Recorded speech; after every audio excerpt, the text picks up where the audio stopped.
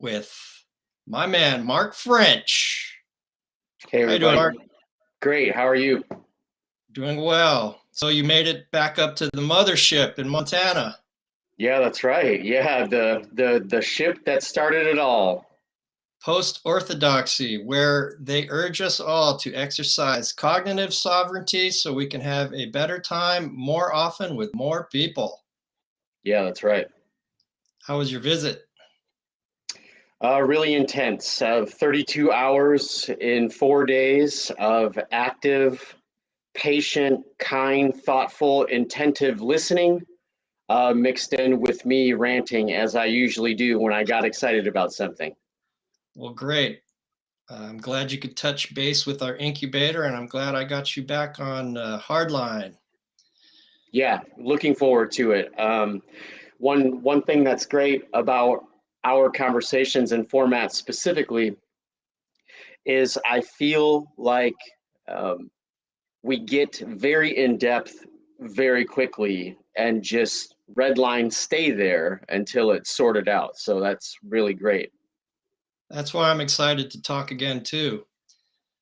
And I have as one of my patron saints behind me, Slim Pickens from the classic. Hmm. Gentlemen, you can't fight in here. This is the war room. Dr. Strangelove, because we live in permawar.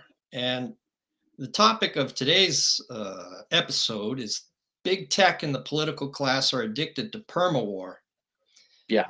And initially, I thought I would just be doing a piece on Obama's speech at Stanford against disinformation in social media and the internet on April 21st. But then Elon started, well, he started playing footsie with Twitter a little before Obama's speech, but I was going to ignore that. But then Nina Jankowicz popped up as the new head of the Disinformation Governance Board. We'll focus on Yeah. that in a different issue. But as I started assessing the issues around Obama's speech, I noticed that big tech, one of their key features of their lobbying efforts to maintain their monopoly status was the use of a bipartisan slate of national security heavyweights. Sure. And in fact, just 3 days before Obama's April 21st speech, there was an open letter sent out to the Beltway bubble, and it was signed by all of these bipartisan senior intelligence heavyweights. And they were all on public relations firms and lobbying groups and think tanks funded by big tech. Hmm. And this one in particular focused on big tech's utility in supporting the approved narrative of the war in Ukraine. But I think we have to admit that the wholesale and unconditional and unconstitutional surveillance of the erstwhile citizenry at home and conducting permanent war abroad is completely bipartisan affair by now. Sure. When was it ever not? Yeah. And it seemed like there was a brief lull while we stumbled out of Afghanistan, but it's back just a few months later. And, Michelle Flournoy, who led the debacle in Libya, she's a high-placed policy person at the university at the Department of Defense or Offense, and she was in the Clinton administration, the Obama administration, and was thought to be she was on the short list to be Secretary of Defense for Biden. And she's a Democratic neocon, and I don't think it was the fact that she oversaw the failure of Syria, the failure of Libya, or the failure of Afghanistan that uh, that she wound up not being appointed the secretary. I saw Sure. scuttlebutt that it was because she spoke to an Iranian group that had previously been on the State Department's list of terrorists, but somebody in the Beltway bubble vouched for her, and vouch for them, vouch for that group, and so they got taken off the list. But I think because of that hit piece on the Daily Beast, that was enough for that Democratic neoconservative, not neoconservative by name, but neoconservative in all of her positions. Yeah, that's right. Not to get the post. So back to this letter from April 18th, just 3 days before Obama's speech.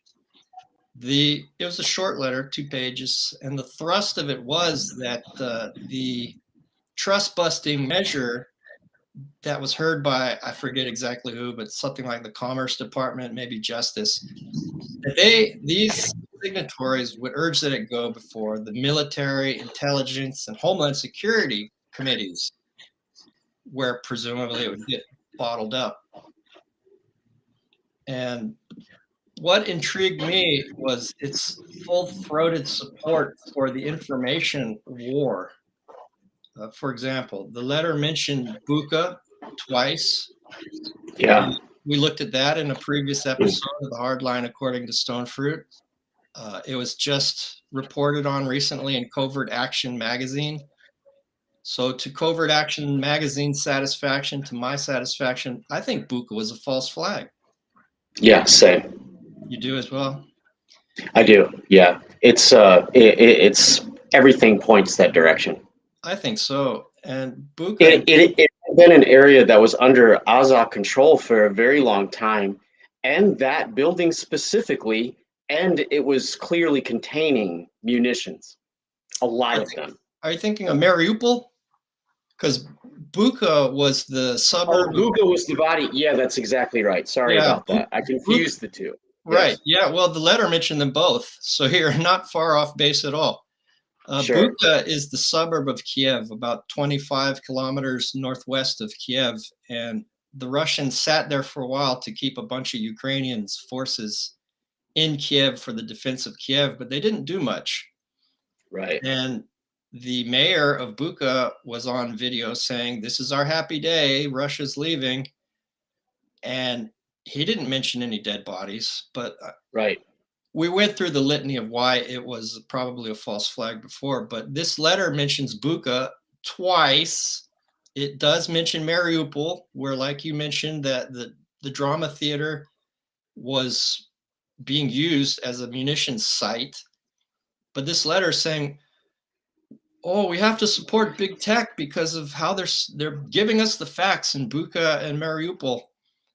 And although it focused mostly on Ukraine and against Russia, they did say that, here's a quote from the letter, that Congress needs to join big tech in, quote, "the fight against cyber and national security risks emanating from Russia's and China's growing digital authoritarianism."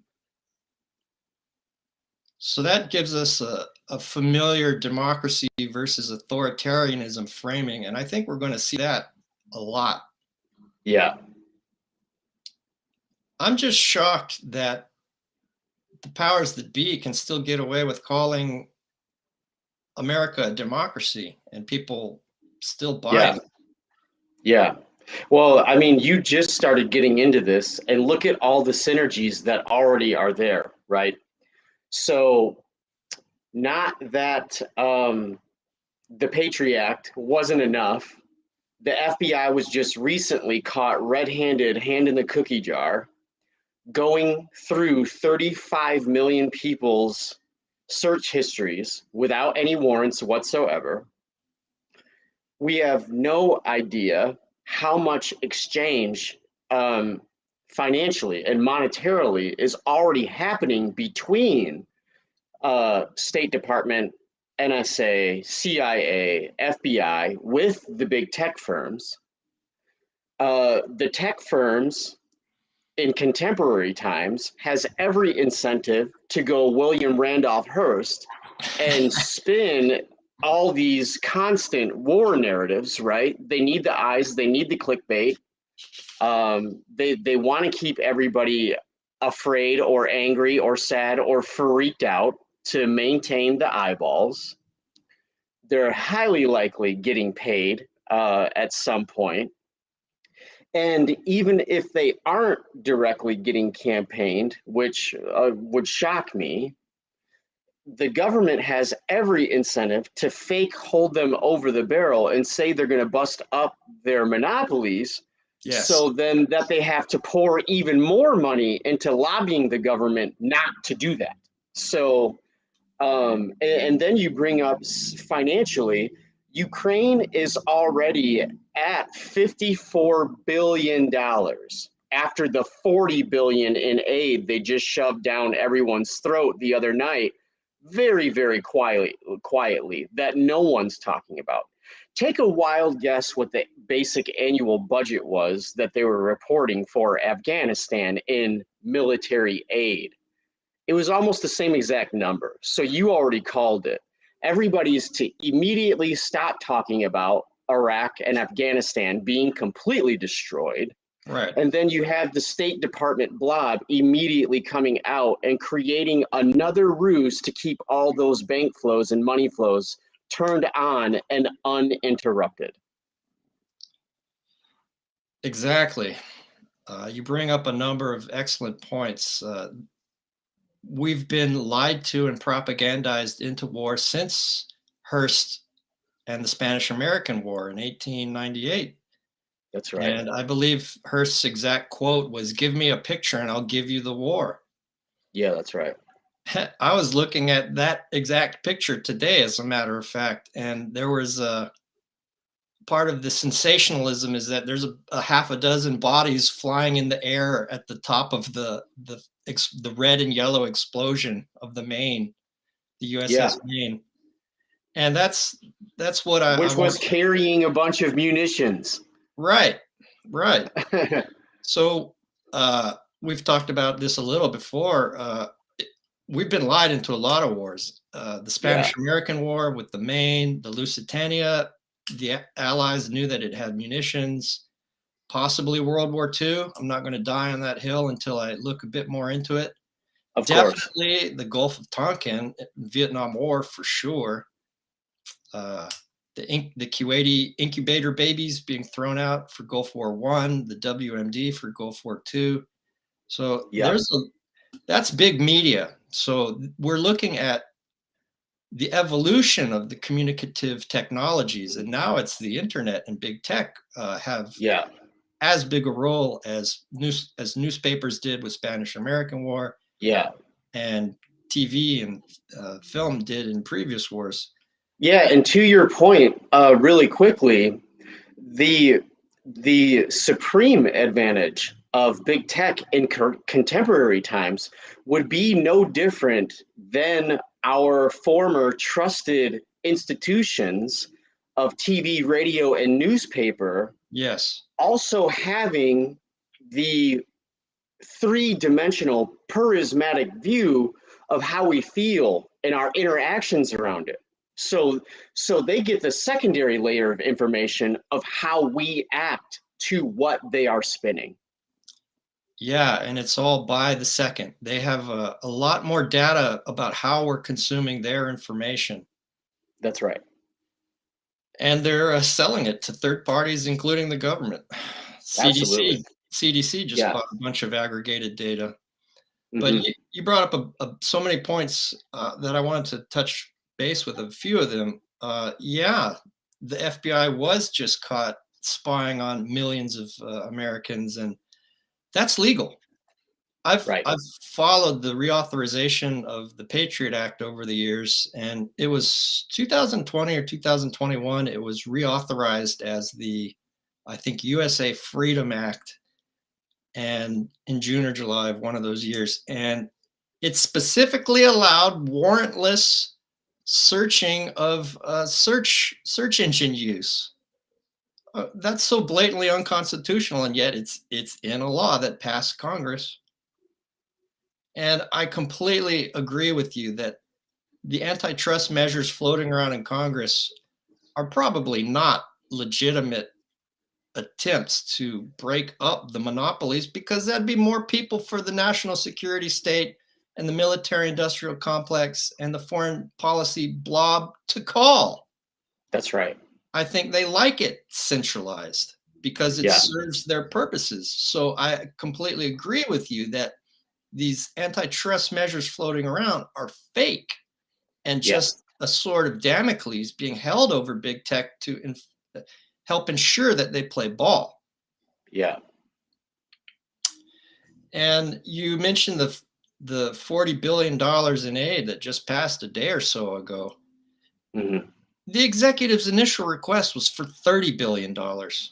Right. And Congress said, here, take another 10 billion. While there's no additional money for COVID, we're in the midst of a baby formula crisis. That's right.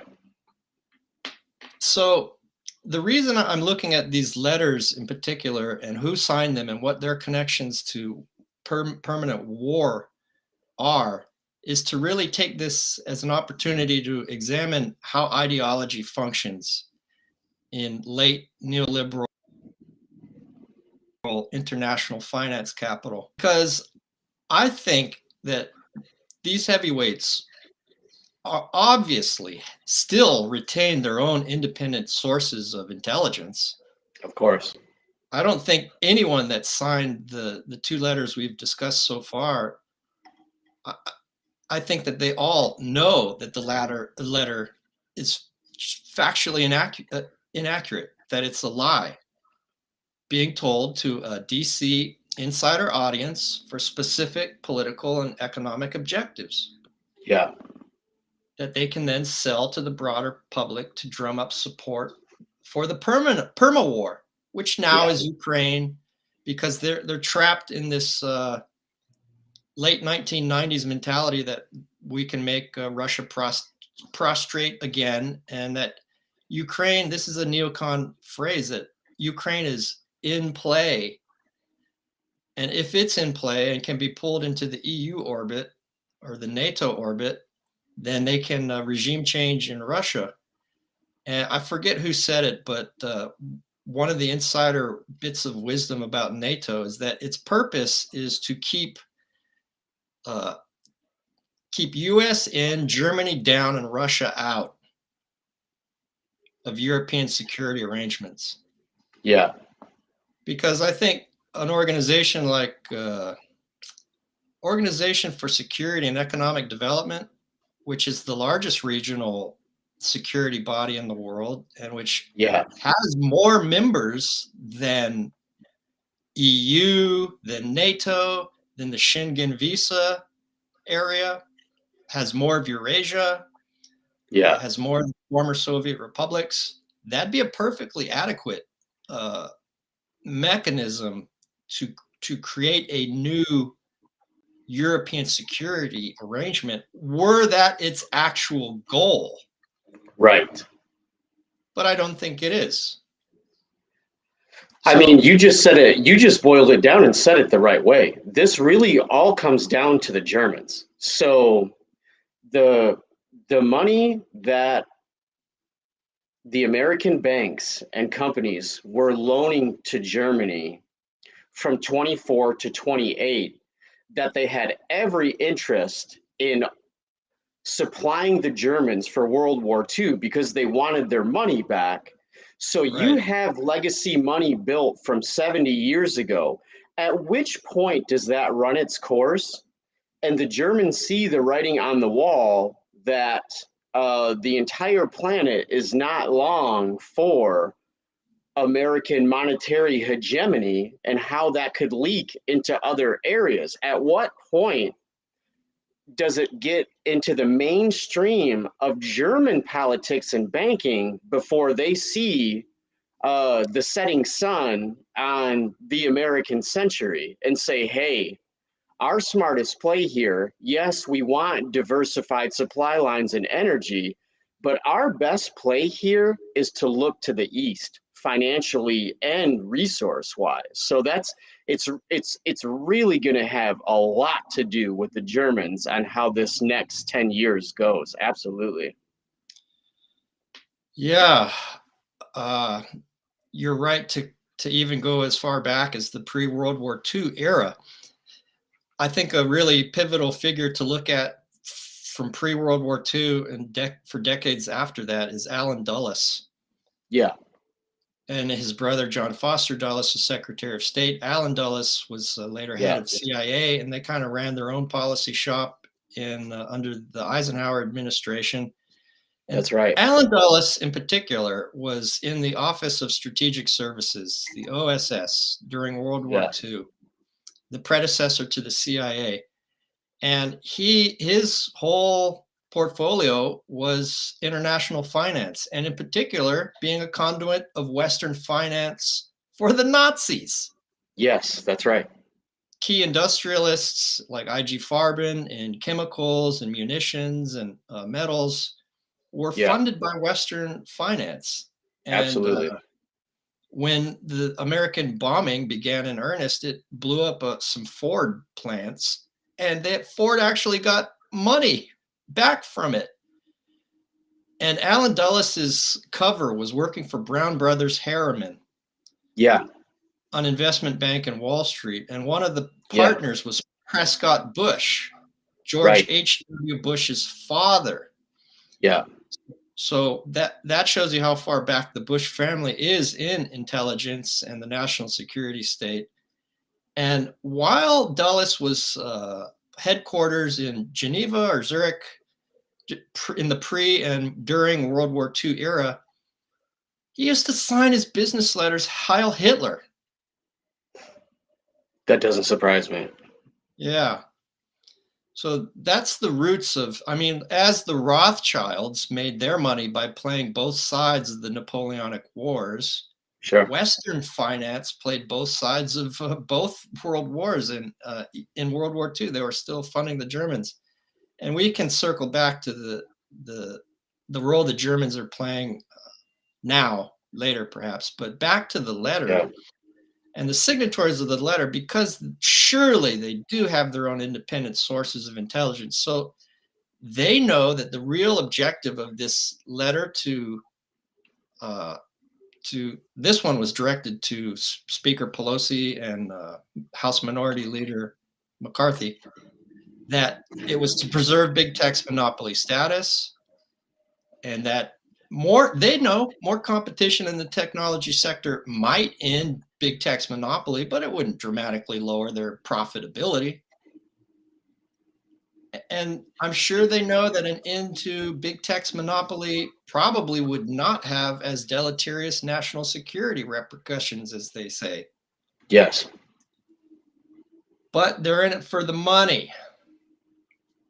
And back to quoting from the article, they say, "This is a pivotal moment in modern history. There is a battle brewing between authoritarianism and democracy." See, they're making sure to hammer that dichotomy home. Absolutely. "We must confront these global challenges." And here's a very dense little paragraph. Quote, "US technology platforms have given the world the chance to see the real story of Russian military's horrific human rights abuses in Ukraine, including the atrocities committed in Bucha Yeah. and the incredible bravery of the Ukrainian people who continue to stand their ground." I love this one. "Social media platforms are filled with messages of support for Ukraine and fundraising campaign to help Ukrainian refugees." Mm-hmm. I think that is to the good because civilians are the ones who suffer in war, but that is a key and instrumental piece of whipping up the domestic enthusiasm for a war that's for Western financial interests. That's right. So the letter mentions Bucha again. It mentions digital authoritarianism again. And it says that, because I think now that the Russia-China axis is shaping up as the nucleus of the bloc that will replace America and its allies. Sure. But Russia's the junior partner in this. Yeah. That's not like right. it was in the 50s. That's right. And so this letter tries to reverse it and say China's the junior partner. And it says China, whose social media platform TikTok continues to abide by Moscow's rules of digital authoritarianism. And then I love this pot, pot meet kettle. Indeed, it is telling that among the Kremlin's first actions of the war was blocking US platforms in Russia. What was the first thing big tech did? They got rid of RT from YouTube, Yeah, immediately. Right. including anti-capitalist, anti-war, anti-imperialist voices like Lee Camp and Chris Hedges and Abby Martin. Yeah. So, I mean, just so much hypocrisy with so straight-facedly and so shamelessly. Putin, back to quoting, Putin knows the US digital platforms can provide Russian citizens valuable views and facts about the war. He tries to distort through lies and disinformation. The letter references Mariupol again. And here's something I think critical to why the military-industrial complex, national security state, and foreign policy blob are so keen to get big tech's buy-in is a quote from this letter, so that the world, including the Russian people, can see the human toll of Russia's aggression, and it is increasingly integral to US diplomatic and national security efforts. Propaganda is for national security, but it's not for the security of the citizens. It's for the security of the IMF loans to Ukraine. That's exactly right. Yeah. Which are into the how many billions at this point? 54 billion. IMF has lent Ukraine $54 billion. Oh no, that's America's chips thrown in. That's just the military side. Right. So it's I haven't checked the IMF numbers recently yet. Yeah. So we can finish up the quote of the April 18th letter. Oh no, this was the open letter. We'll touch base on the one that went to the House later. Quote from the April 18th of this year letter: Russia's invasion of Ukraine marks the start of a new chapter in global history, one in which the ideals of democracy will be put to the test. The United States will need to rely on the power of its technology sector to ensure the safety of its citizens and, dig this, Mark, the narrative of events continue to be shaped by facts, not foreign adversaries. Yeah, their ideas of facts. Their pretend facts. And the narrative, they're saying it right out there, right out in front. Yeah, I mean it's so garish at this point, isn't it? I mean, how Orwellian and preposterous to pretend that the East is authoritarian, but the constant spying and propaganda and narrative spinning over here is the definition of freedom and democracy. I mean, it's to treat the whole country like children and just say words like freedom and democracy over and over again is supposed to erase everyone's critical thought enough to act like what they're doing is any different from what Xi Jinping and Putin do in their own countries. The idea that all modern nations are not participating in this level of propaganda and statecraft is just it's ridiculous at this point. I think Russia is a democracy. I think Putin got a little slick by putting Medvedev in and coming back in, but Putin does have a lot of domestic support. I don't think China is a democracy, but I think its citizens are satisfied with a high material standard of living, a resurgence of China's place in the world, yes, and security. And we can't say the same that our political class is providing us with a decent standard of living anymore. No, it's a shrinking standard of living I think you and I, exponentially. I think you and I would agree it's been on a steady and severe decline since at least 71 and certainly since Reagan. That's right. So I like how they frame it as a new chapter in global history because they are setting up America and its remaining allies versus the Russia, China, and BRICS. And did you see that Argentina just got invited to join the BRICS by China? And they're absolutely going to. There's with right next door, Lula da Yes. Silva in Brazil.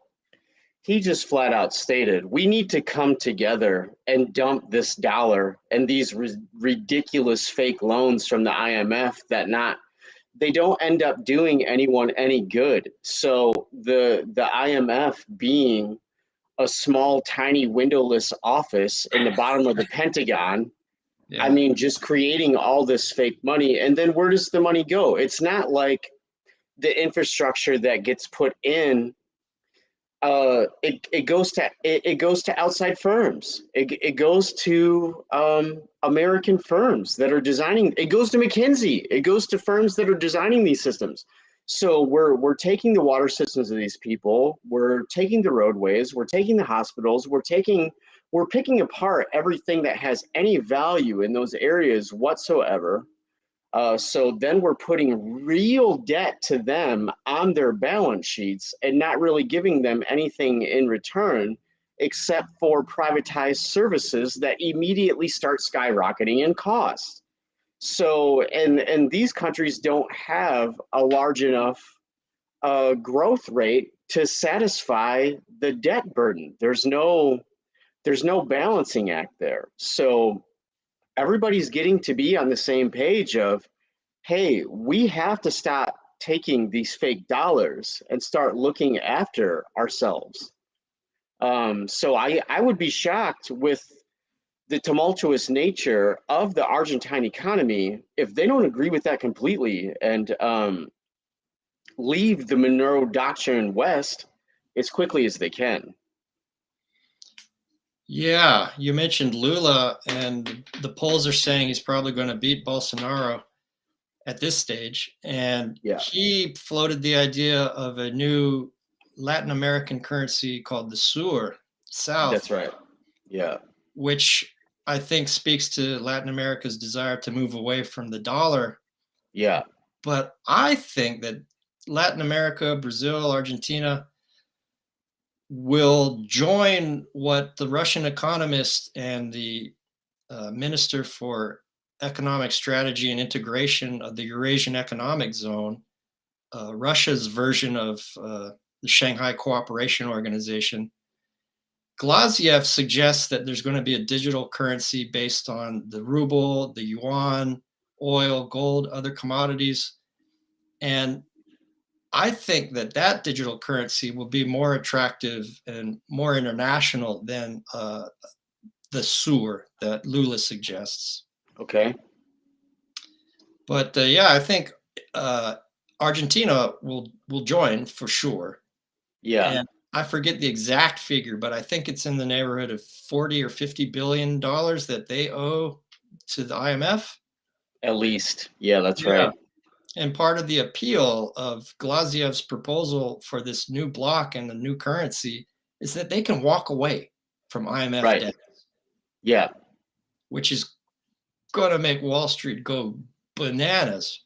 Well, but how can they say anything about it? The Japanese and the Chinese that have been buying American debt and T-bills since the 80s, Yeah. who to the tune of trillions of dollars, they knew the Americans were never going to pay that back. Yeah. It's quite obvious. And so that's why I like the letter for saying that this is a new chapter in global history, but not because it's democracy versus authoritarianism. That's It's right. it's because of the liberal order of America, so to speak. And I use that in scare quotes Sure. because it depends on free markets, which I don't think are free. Right. It relies on democracy, which I don't think the core states of the liberal order have anymore. So what's shaping up is all the Belt and Road, China's Belt and Road Initiative countries versus the late neoliberal global finance capital people that use nation states like the US, Yeah. EU members, Yeah. South Korea, Japan, Five Eyes people, Five Eyes signal intelligence partners of the US like Australia, New Zealand, Canada.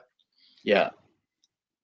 Those are the blocks, and it's not uh, democracy versus authoritarianism. It's finance capital versus the Russia-China. Productive. Yeah, that's right. Yeah, that's really what it comes down to. They can scare people. They can put pretty little bows on fake rhetoric. They can they can dress it up any way they want to. The other thing about Russia specifically is how underutilized it is as a country. It's one of the largest land masses in the world. As things continue to heat up, they're just going to be able to pump more oil and methane. There, you open up Siberia and put any kind of new infrastructure in there, it could turn into huge growing zones. Their forests are massive. As the Arctic continues to melt, it's going to open up all kinds of shipping lanes for them. I mean, Russia right now is completely underutilized. They aren't going anywhere. So for the United States to be turning this into some like giant battle, I mean, the Russians and the Chinese and the Indians and South Africans and the BRICS bloc, soon to be the Argentinians and maybe even Brazilians, especially if Bolsonaro loses. That's how the United States has controlled Central and South America, is through enabling these banana republic oligarchies. So if that starts to fray and fall apart, because the Central and South Americans are well aware of all the goofing around by Elliot Abrams and the like, Right. and that was already 2.0. That's not to say anything about the original engagements in banana republics from Theodore Roosevelt on, but I think because they do history in those countries, it's an open discussion that connection to the United States has not been helpful in any meaningful way the last 70 years. So I think that could unspin very, very quickly. Yes, and if we look at the United Nations vote of February, I believe, asking Russia, condemning the invasion and telling them to get out of Ukraine, and how the vote broke down. Bolivia and Venezuela abstained. Right. So I think that everyone else that abstained, I think will be a part of this new bloc emerging. I think so too. Yeah. And Russia is always lambasted in the American media for having a smaller GDP than Italy. Okay, yeah, but their GDP are based on tangible, concrete things, That's right. not the financialized fire sector economy of America. Fire, finance, insurance, and real estate, which is all just Right. paper shuffling and financialization. Right. And Glaziev, the Russian economist's proposal would allow for weighting, a weighted system for countries participating in the currency that includes factors like geographic size, like you just mentioned. So Russia could get more weight in the currency due to its size and geostrategic location in Eurasia. Sure. Shout out to Harold Mackinder. Yeah. And India, I think, is always going to be following its own interests. And it was previously an important leader of the non-aligned movement in the 50s and 60s. Yeah. And Western media is making a big show of the new security arrangement, the Quad, which is UK, Australia, America, and India. But India also abstained from that UN vote. Because India has to play both sides. The tensions between the Indians and Chinese is the only thing left, not creating an entire unified pan-Asian philosophy and ideology. That's the only thing even slowing that down. India is willing to take money and commodities and infrastructure from anybody it can get it from, and they're also currently underutilized. Yeah, and the border disputes between India and China are over a few mountain valleys at 15,000 feet and higher. That's right. So it's resolvable. It's resolvable. It's just about water. It's about water and a tiny bit about culture. And it is resolvable. And if it gets sorted out in a meaningful way, watch out. That if India leaves its former colonial ties with the UK, and it doesn't need any of Americans' fake dollars anymore, who knows what's going to happen then? Yes, and we can foreshadow to some episodes of The Hard Line according to Stonefruit in the future. I'd like for us to turn our attention at some point to the role of China in Asia Sure. and the role of Sakhalin Island and the immense oil reserves it has. Mm-hmm. And India is a major investor in Sakhalin 1, 2, and 3. And Yeah. that's going to tie them to Russia, as well as resolving their border dispute will tie them to China. Sure. So we've looked at the April 18th letter. Now I want to look briefly at the September 21st, 2021 letter. Mm-hmm. This one was not addressed as an open letter to the Beltway bubble, but was specifically to Speaker Pelosi and House Minority Leader Kevin McCarthy. And that the one we just spoke of referred to Ukraine and Russia. This one says we can't trust bust big tech because of China. And the emphasis was we need big tech to lead the fight against China for global technology supremacy. And a lot of the people that signed the last month's letter signed this one as well, because this is business and permawar, and that is completely bipartisan. Yeah. And you mentioned Elliot Abrams. One of the signatories on this letter was Negroponte, Mm-hmm. who is a Iran-Contra criminal who's just been recycled in every subsequent Republican administration. That's right. And is still at the apex of the intelligence and national security world. And again, all of these signatories held positions in military contractors, public relations firms, lobbying groups, and think tanks funded by Google, Facebook, Amazon, Apple, and Microsoft.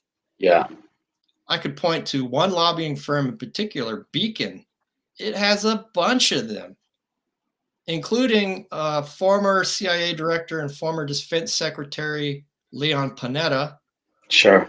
And former acting director of CIA Mark Morrell. Those two guys signed both of these. Of course. They get a lot of scratch from Google. So to show you the through line, let's go back a little further to another national security intelligence cohort that signed another letter. The Hunter Biden is Russian disinformation letter. Yeah. Back in the news, Mark, because Washington Post and New York Times said, now that Biden's been appointed, that it's real. It's back in the news, and that's going to be a can of worms. I'm looking forward to seeing how that plays out. But that one was clearly Democratic and partisan, that letter. So it didn't have quite the bipartisan slate of signatories that the other two letters did. Sure. In fact, with apologies to sex workers who provide an ancient and valued service, this is a partisan whoring Hall of Fame signature list. Right. And it includes Panetta and former acting CIA director Michael Morrell. Now, in unguarded moments, I think the signatories to all three of these letters would be willing to admit that ending big tech's monopoly would probably be better for consumers and society as a whole. They might even be willing to admit that ending big tech's monopoly in the service of a disinformation governance regime. I'm trying to get this name to stick, Mark. Yeah, Disinformation governance regime, what they're doing to us, the ideology they're trying to sell us. that's right. To use big tech for that, coordinated with economic sanctions and a proxy war bonanza that is unfolding before our eyes in Ukraine, is not the only way for America to maintain its global supremacy. They might admit that there's other ways. But what I don't think the signatories for these three letters would admit, that we're witnessing that America has to accommodate the emerging of a multipolar world. Right. I think there's Which it's rhetorically, publicly refusing to do. Yeah. If we go back to the February 2nd, 2022 letter between Russia and China, they're saying it's here. Right. And when Biden went to Europe in June of 2021, and he met with the EU and NATO and reaffirmed the special relationship with the UK. Yes. Europe just said, America's back. Relations with Europe and America are normalized. Hooray, hooray. But the Russia-China communique said, look, the multipolar world is here. And America and the EU and NATO are just completely not ready to admit that. Right. And I think those honchos and the honchos that signed the letter, they all see hard power as central to America's continuing singular global dominance. Yeah. And that's been bipartisan since before, during, and after the Clinton administration. Yeah. The 90s, which I think these guys are somehow still stuck in. But if we look at individual resounding national security strategy documents like Paul Wolfowitz's Defense Planning Guidance of 1992, Yeah. Michel Flournoy's Quadrennial Defense Review of 1997, and Michel Flournoy is Anthony Blinken's lobbying partner, let it be known, and also the iconic 2000 Rebuilding America's Defenses by Project for a New American Century, a neocon playpen. Yeah. Well, and a lot of the policy and ideas and documents that came out of Project for a New American Century was the economic stick and carrot sanction supply chain side that created TPP, that Obama feverishly tried to push at the end of his term. Yeah, and the trade agreements, or as I like to call them, investor privilege agreements. Yeah, that's exactly. Anti-labor investor privilege agreements. Yeah, right. Those aren't really selling as well as they used to. Yeah. The World Trade Organization is a paper-only organization at this point. Yeah, that's right. But those three national security strategy documents, they all said the same thing. Yeah. America's military global unrivaled dominance is a given. No regional great power or, God forbid, a global peer competitor could emerge. Right. Reserving the right for unilateral preemptive action in violation of international law. Yeah. The ability to fight and win two major wars simultaneously. Right. And here's a quote from the 1997 Quadrennial Defense Review, but it applies to all of them. The key national interest is uninhibited access to key markets, energy supplies, and strategic resources. There you go. Financialization. And I mean, you just brought it up and summed it up perfectly. Look at the arrogance and laziness from the dissolution of the USSR with the help of Gorbachev and Yeltsin. So they figured out how to be so lazy and arrogant from only 1989 to by the time the middle 2000s came around, they had already mucked everything up so bad, and what they created out of their hegemony was so corrupt. Only 20 years later, it's no longer even going to be sustainable.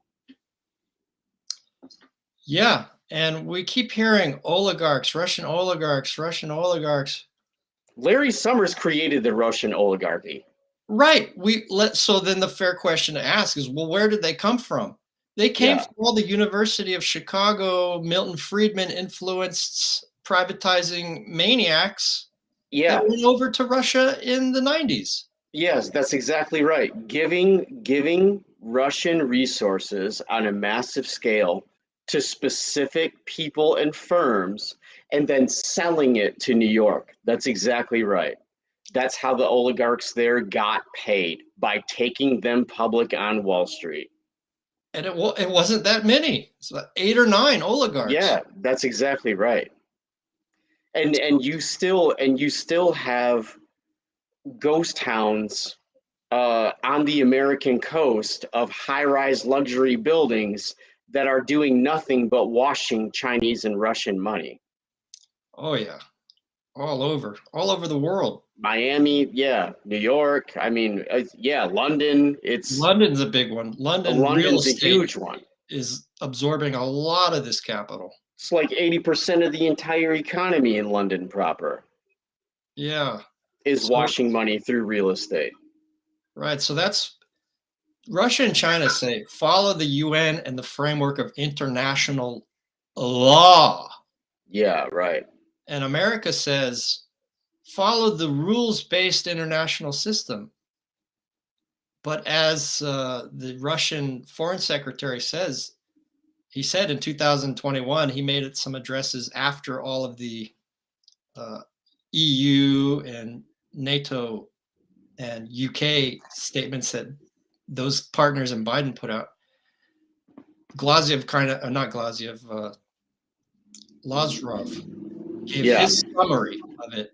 And he said, the rules-based international system is never defined. So it's actually just whatever the West wants it to be at the time. Yeah, exactly. So that enables Russian oligarchs to launder billions of dollars through the stock market and premium real estate property throughout the West. Yeah, that's right. So we've examined how the neocons are back in power. Democrats who are neocon in all but name are in power. The Democratic version of Kissinger was Zbigniew Brzezinski. And in his silver years, he suggested that America might want to make a rapprochement with China and Russia, but it fell on deaf ears. Yeah. And no one in Team Blue has taken them up on it. Mm-hmm.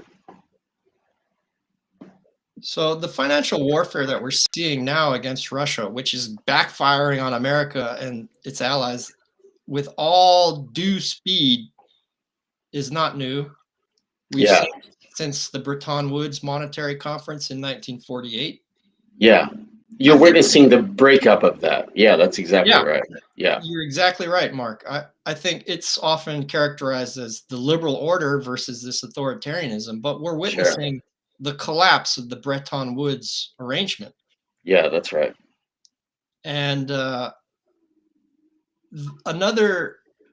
classic for me of how finance capital worked in post-World War II until it started going off the rails is the 2004 John Perkins classic, Confessions of an Economic Hitman.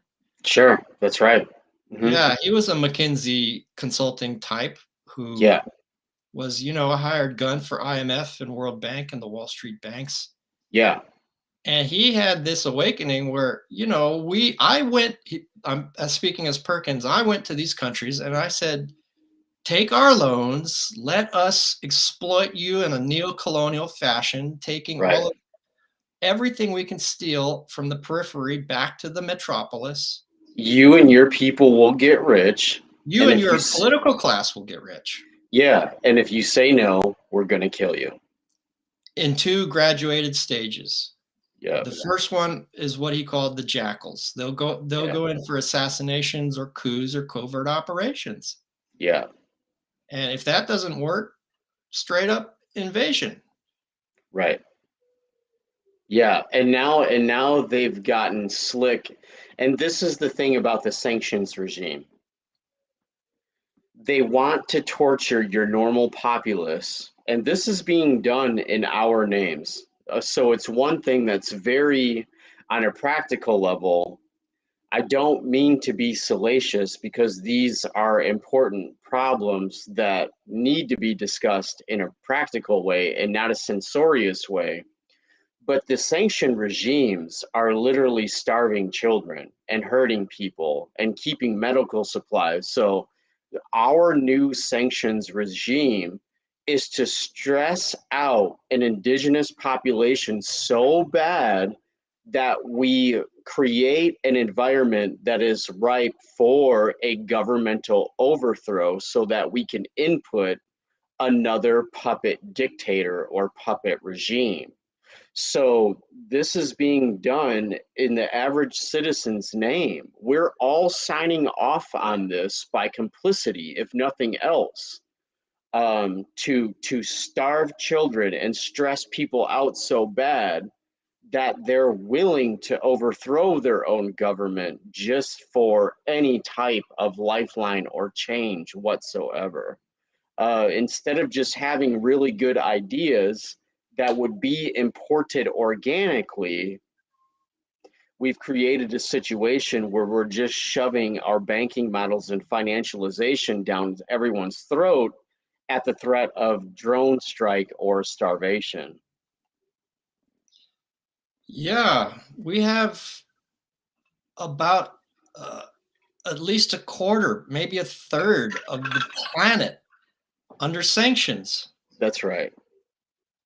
because they're not playing ball well enough with Wall Street.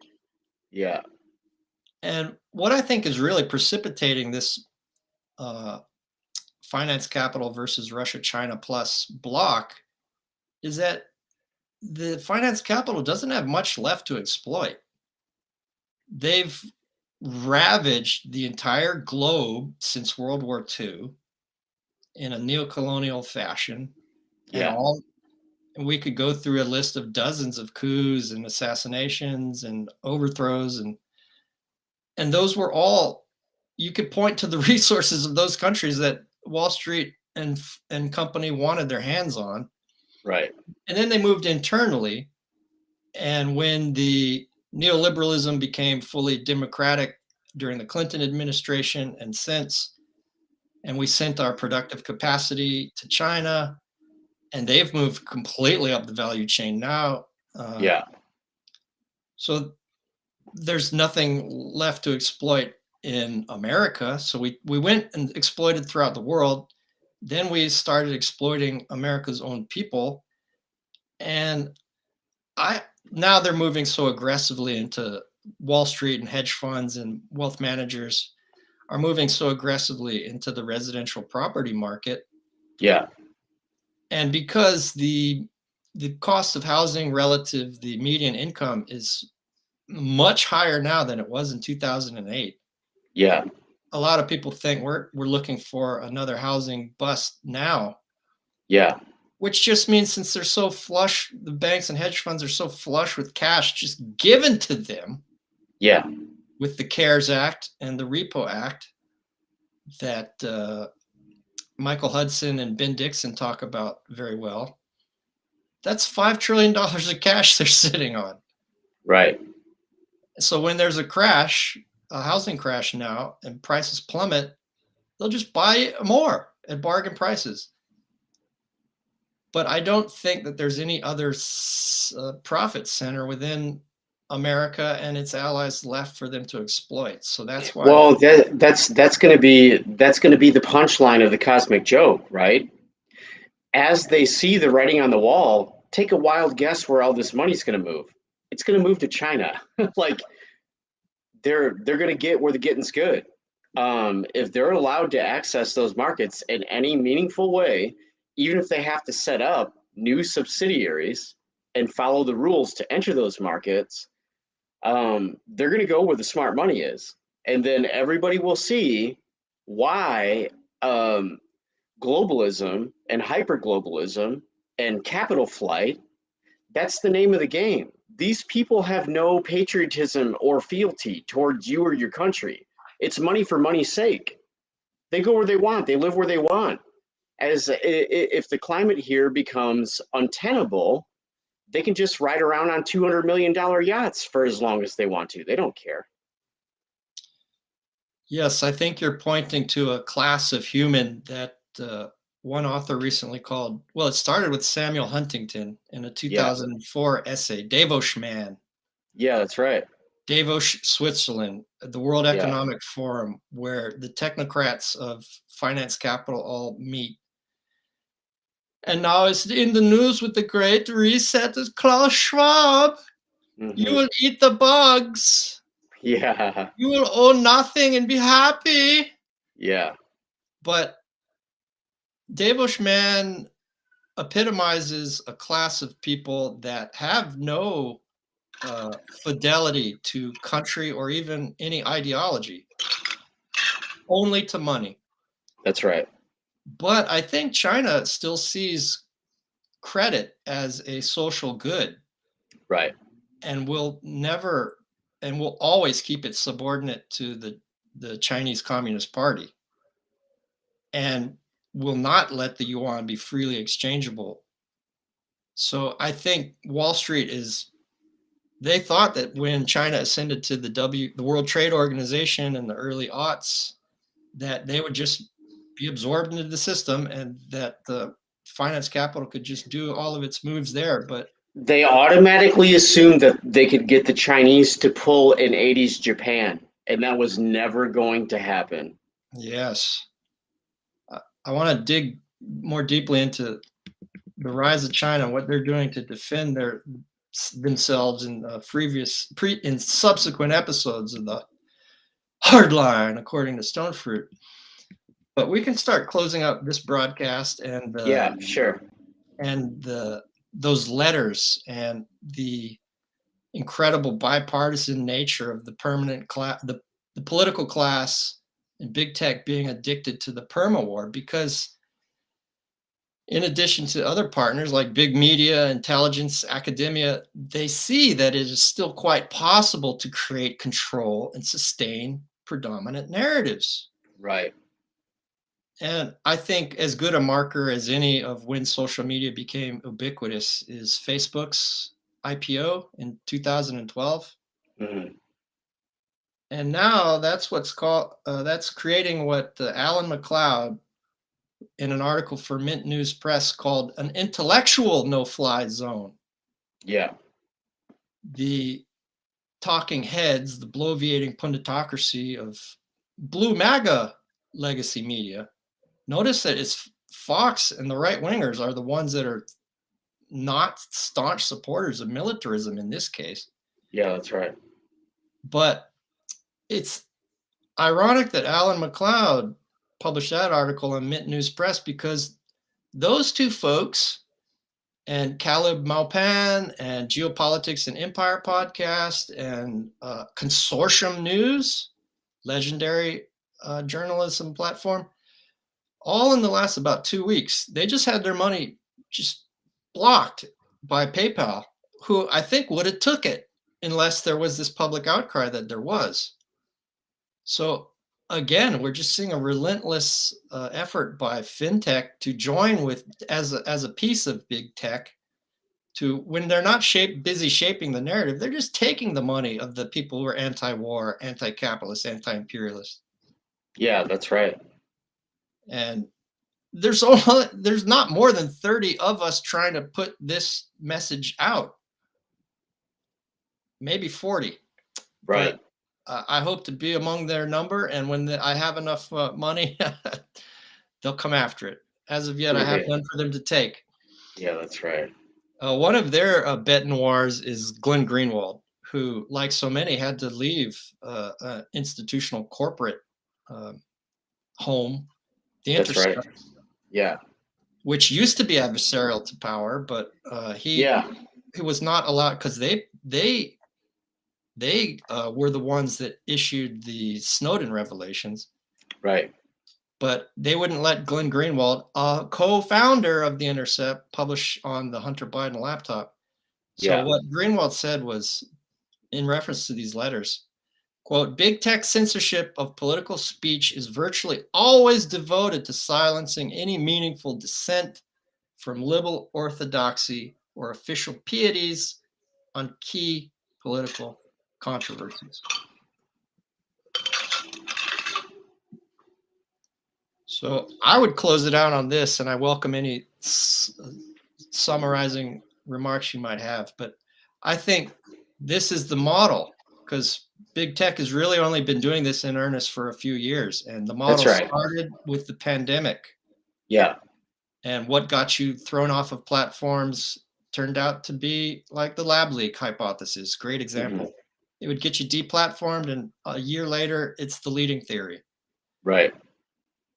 And that served the sickness maintenance industry. I refuse to call it healthcare. Right. Big pharma and the state's aspiration to create a biomedical surveillance regime. Yeah. And the war in Ukraine is the immediate replacement of the Afghanistan war, which Yeah. Julian Assange called a money laundering operation. Yeah. Twitter is always saying, because Boris Johnson went there, Pelosi went there, Jill Biden went there, they're going to go check on their money and come back with suitcases of cash. Maybe not so blatant, but I think the tenor of the tweets is true. So I think we are going to witness a new iteration of this model for the next crisis, where the disinformation governance regime has a new narrative to support and utilizes big media, big tech, Yeah. intelligence, academia to sell Hmm. it to us. Yeah, absolutely. Well, you brought up a fantastic point earlier about how slow things normally move. So look at what happens when their hair is on fire. Look at the things that are getting done. All you have to do is watch what's already happening. They're getting out in front of this managed collapse for normal people. They're going to be fine either way. So look at what their hair is on fire about: censorship, disinformation, malinformation. Um, Big tech is just new media, if you will.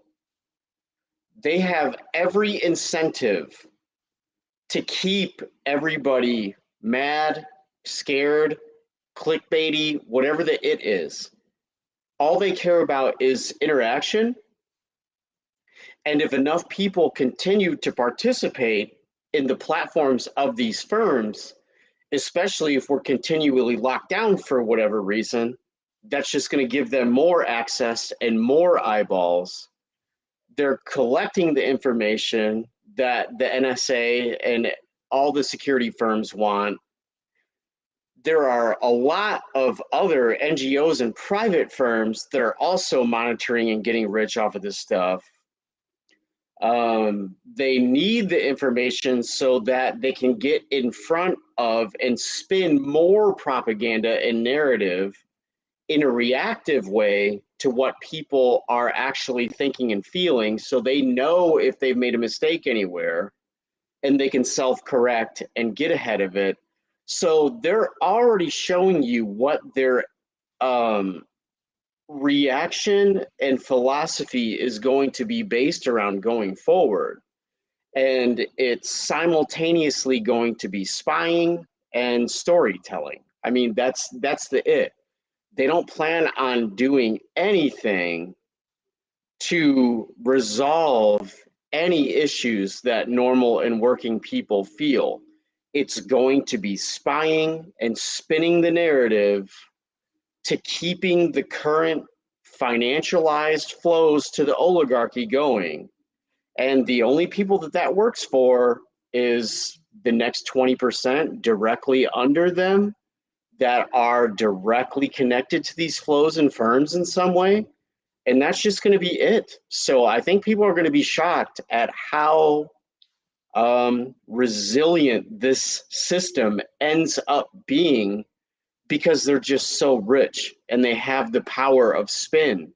They have all the money to blast out 24 hours a day. Why it's anyone else's fault but theirs? I think you summed it up perfect, Mark French. I think that is a good way to close it on. If you'll stay on the line after we close this live stream, we can plot and scheme for 2 more episodes of the Hard Line according to Stone Fruit, where Sure. we'll take a look at 2 leaders of the disinformation governance regime.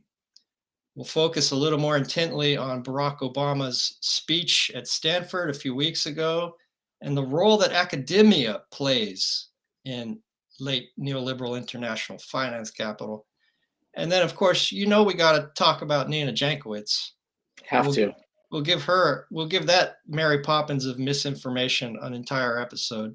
Blue ribbon winner for this month. Oh my goodness. So thank you, Internet people. This is the Hard Line according to Stone Fruit with Mark French.